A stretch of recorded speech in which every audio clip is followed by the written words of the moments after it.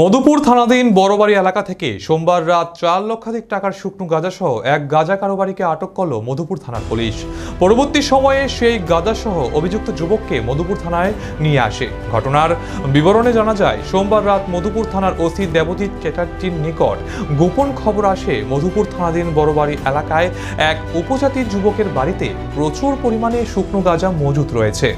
যথারীতি খবর পেয়ে মধুপুর থানার ওসি পুলিশ এবং টিএসআর নিয়ে বড়বাড়ি এলাকায় যোগেশ দেববর্মার বাড়িতে হানা দেয়।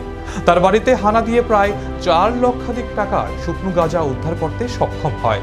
এদিকে মধুপুর থানার ওসি দেবজিৎ চ্যাটার্জি জানান, প্রচুর পরিমাণে গাঁজা মজুত ছিল তার বাড়িতে। পুলিশ আসার পূর্বেই সেগুলি অন্যত্র সরিয়ে নেয়। তবে ওসি জানান, বাংলাদেশে পাচারের উদ্দেশ্যেই সেগুলি রাখা হয়েছিল। জানা যায়, যোগেশ দেববর্মা দীর্ঘদিন যাবৎ গাঁজা পাচারের বাণিজ্যের সাথে যুক্ত রয়েছে। ওই এলাকার কিছু সাঙ্গপাঙ্গদের হাত ধরে সেই ব্যবসা চালিয়ে যাচ্ছে। তবে ওই এলাকার অনেক যুবক রয়েছে, তাদেরকেও গ্রেপ্তারের জন্য পুলিশ ইতিমধ্যেই মাঠে নেমেছে। মধুপুর থানার ওসি জানান, অভিযুক্ত যুবককে আগামীকাল এনডিপিএস মামলায় তাকে বিশালগড় মহকুমার আদালতে সুপর্দ করা হবে। আজকে আমাদের মধুপুর থানাতে আমাদের কাছে খবর আসে সন্ধ্যার পর, যেন একটি বাড়িতে, বড়বাড়ি অঞ্চলের একটি বাড়িতে, ওখানে কিছু পরিমাণ গাঁজা মজুত করা হয়েছে।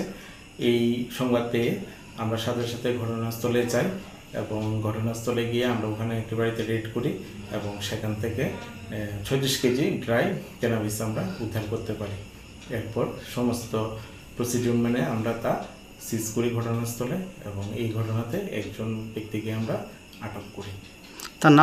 তার নাম হচ্ছে যোগেশ দেববর্মা, বাড়ি ওই অঞ্চলে। সে ইদানিংকালে এইসব ঘটনাতে যুক্ত আছে বলে প্রকাশ। কত টাকা মূল্য হতে পারে? আনুমানিক 4 লক্ষাধিক টাকা হতে পারে।